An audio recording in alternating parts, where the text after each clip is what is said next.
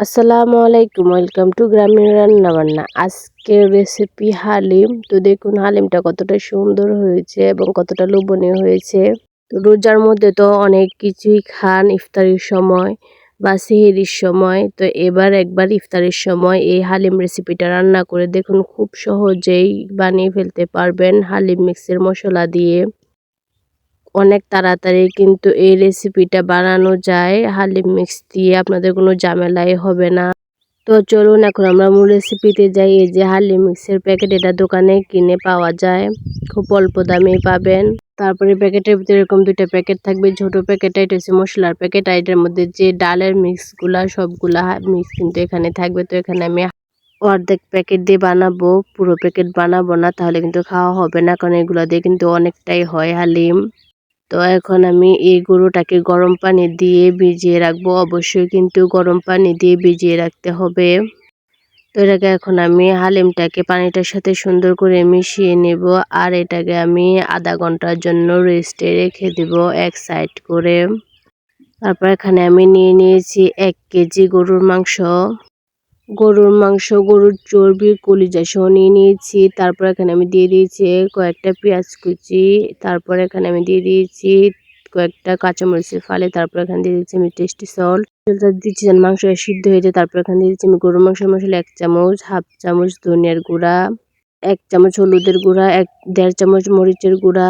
তারপর দিয়ে দিচ্ছি আধা চামচ জিরার গুঁড়া, স্বাদ মতো লবণ। তারপর এখানে দিয়েছি আমি 4টা এলাচ, কয়েকটা দারচিনি, কয়েকটা লং ও 3টা তেজপাতা। তারপর এখানে আমি দিয়ে দিব যে হালিমের মশলাটা, এই মশলাটা এখানে আমি হাফ হাফ প্যাকেটের মতো দিয়ে দিচ্ছি। তারপর এখানে দিচ্ছি অল্প একটু তেল। তারপর দেখিয়ে দিচ্ছি এখানে আমি 1.5 চামচের মতো সস। এখন আমি এগুলোকে সুন্দর করে ম্যারিনেট করে নেব, ভালো করে মেখে নেব পুরোটা। তারপর এখানে তো আমার মনেই নেই যে আমি আদা রসুন বাটা দিইনি। তারপর আদা রসুন বাটাগুলো দিয়ে এখন আমি সুন্দর করে ভালো করে ম্যারিনেট করে নেব। ম্যারিনেট করে এটাকে আমি রেস্টে রেখে দেবো প্রায় 20 মিনিটের মতো। আপনাদের কাছে সময় থাকলে আরও কিছুক্ষণ রেখে দিতে পারেন। তারপর এখানে আমি একটা কড়াই বসিয়ে দিচ্ছি। আমি কিন্তু কড়াইতে কোনো তেলও ইউজ করিনি, আমি মাখার মধ্যে অল্প তেল ইউজ করেছি, যেহেতু এখানে আমি চর্বি দিয়েছি তার জন্য এখানে অনেকটাই তেল উঠবে। তারপর এখানে আমি আস্ত একটা টমেটো কেটে নিয়েছি, কেটে এখানে দিয়ে দিচ্ছি। দিয়ে এখন আমি সুন্দর করে নেড়ে চেড়ে নেব, নেড়ে চেড়ে ভালো করে একটু কষিয়ে নেব।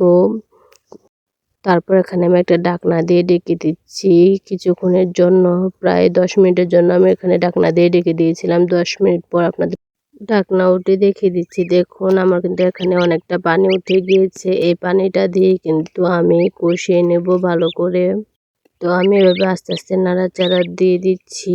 আর আপনারা কিন্তু এই রেসিপিটা খুব সহজেই বানিয়ে ফেলতে পারবেন, অনেকটাই মজাদার হয় এবং অনেকটাই টেস্টিফুল হয়। আর আমি কিন্তু ঢাকনা দিয়ে ঢেকে ঢেকে এই রান্নাটা করতেছি। তো দেখুন উপর দিয়ে কিন্তু অনেকটাই তেল ছেড়ে দিয়েছে। আমি এখানে চর্বি যেহেতু ব্যবহার করেছি তার জন্য কিন্তু এখানে আমি তেলও বেশি ইউজ করিনি। তো এভাবে কিন্তু আমি আস্তে আস্তে অনেকক্ষণ ধরে কিন্তু এই মাংসটাকে কষিয়ে নেব, যাতে ভালো করে সিদ্ধ হয়ে যায়। মাংসটা যদি ভালো করে সিদ্ধ না হয় হালিমটা খেয়ে কিন্তু ততটা মজা পাওয়া যাবে না। তো দেখুন আমি কিন্তু এই পানিটা দিয়ে মাংসটা অনেক সুন্দরভাবে কষিয়ে নিয়েছি।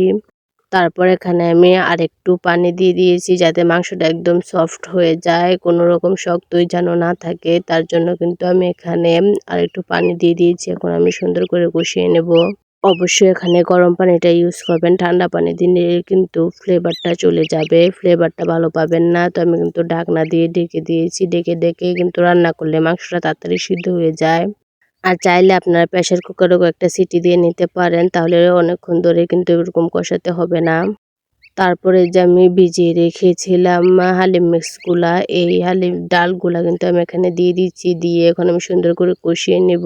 তারপর এখানে আমি দিয়ে দিচ্ছি বাটিটা ধুয়ে অল্প একটু পানি, যাতে এই ডালগুলো নিচ দিয়ে লেগে না যায়। অবশ্যই দেওয়ার সাথে সাথে কিন্তু অনবরত নাড়া রাখতে হবে। তারপর এখানে আমি 2 মিনিটের জন্য ঢাকনা দিয়ে ঢেকে রেখে দেব, যাতে ডালটা সুন্দর করে সিদ্ধ হয়ে যায়। এখানে কিন্তু বেশিক্ষণ ঢাকনা দিয়ে ঢেকে রেখে দেবেন না, তাহলে কিন্তু নিচ দিয়ে লেগে যাবে। অবশ্যই অবস্থায় অনবরত নাড়া রাখতে হয়, না হলে কিন্তু ডালটা নিচ দিয়ে লেগে যাবে আর পুড়ে যাবে, তাহলে কিন্তু খেতে মজা হবে না। তো আমি এখানে কিন্তু সুন্দর করে অনবরত নেড়ে চেড়ে দিচ্ছি। এভাবে আপনারা একবার রান্না করে দেখবেন, অনেকটাই মজাদার হয় এবং অনেকটাই টেস্টিফুল হয়। আর কালারটা দেখে বুঝতে পারছেন যে এই রান্নাটা কতটা মজা হবে এবং কতটা টেস্টিফুল হবে। আপনারা কিন্তু খুব সুন্দরভাবে রান্নাটা করে ফেলতে পারবেন যদি আমার এই রেসিপিটা ফলো করেন। ইফতারিতে আপনারা খেতে পারবেন, দেখবেন অনেকটাই মজাদার। আমি ইফতারি খেয়ে কিন্তু একঘেয়েমি লাগে। তারপর এখানে আমি দিয়ে দিচ্ছি পানি, পরিমাণ মতো পানি দিয়ে দিচ্ছি। এখানে একটু বেশি পানি দিচ্ছি, আপনারা দেখে বুঝতে পারেন যে অনেকটাই পাতলা পাতলা হয়েছে। যখন আমি এটাকে ভালো করে ফুটিয়ে উঠিয়ে নেব তখন কিন্তু আর এরকম পাতলা থাকবে না, ঘন হয়ে যাবে। তার জন্যই কিন্তু আমি এখানে পানিটা একটু বেশি দিয়েছি। যে আমি আপনাদেরকে ঘনত্বটা দেখিয়ে দিচ্ছি, এরকম কিন্তু পাতলা হয়েছিল। আর আমি কিন্তু এখানে আরো কয়েক মিনিট ফুটিয়ে নেব। তারপর যখনই অনেকটা ফুটে যাবে তারপর এখানে আমি এটা নামিয়ে নিব। নামিয়ে এখানে আমি পেঁয়াজ বেরেস্তা বানিয়ে নিব।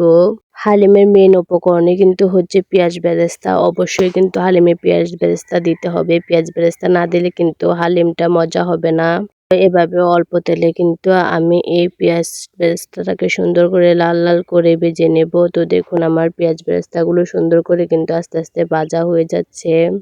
সুন্দর করে গোল্ডেন ব্রাউন কালার করে কিন্তু এই পেঁয়াজ বেরেস্তাগুলোকে ভেজে নিতে হবে। তো আমি অনবরত নেড়েচেড়ে সুন্দর করে এখন আমি এই যে লাল লাল করে পেঁয়াজ বেরেস্তাগুলো ভেজে নিয়েছি। এখন আমি পেঁয়াজ বেরেস্তাটাকে উঠিয়ে নেব। এই পেঁয়াজ বেরেস্তাগুলো উঠিয়ে নিয়ে আমি একই কড়াইতে দিয়ে দিচ্ছি পেঁয়াজ, আস্ত রসুন আর ৩টা শুকনো মরিচ। তারপর কিন্তু আমি এই পেঁয়াজগুলোকে ভেজে নেব। এই পেঁয়াজের যে ভাজা বেরেস্তাটা হবে এটা যদি আপনারা হালিম মিক্সের উপর দেন এরকম একটা সুন্দর ফ্লেভার আসবে এবং সুন্দর একটা স্মেল আসবে। আপনার এই বাগারটা দেওয়ার পরেই বুঝবেন। তো আমার ভাজা সুন্দরভাবে হয়ে গেছে। এখন আমি উপর দিয়ে দিচ্ছি। দিয়ে এখন আমি সুন্দর করে এটাকে কয়েকটা বলক নিয়ে আসবো। আর দেখুন আপনারা বুঝতে পারছেন যে আস্তে আস্তে কিন্তু অনেকটাই ঘন হয়ে গিয়েছে। তারপর এখানে আমার লবণ একটু কম হয়ে গিয়েছিল। তো এখানে আমি আরেকটু লবণ দিয়ে দিচ্ছি। লবণ দিয়ে এখন আমি আরেকটু নাড়াচাড়া করে নিচ্ছি।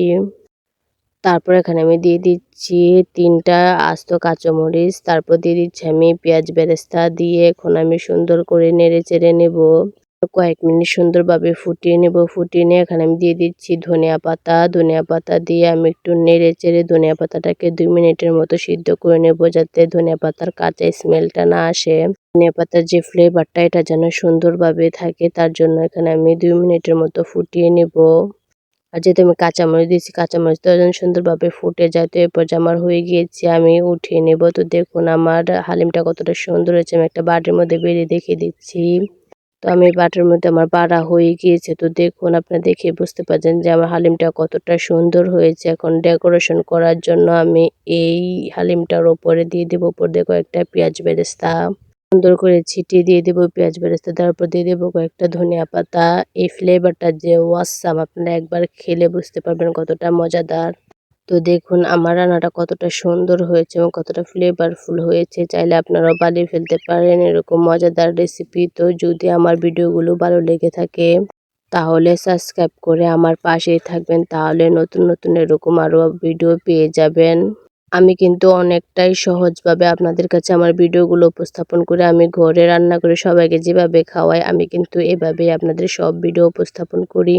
তো ভালো থাকবেন, সুস্থ থাকবেন। আল্লাহ হাফেজ।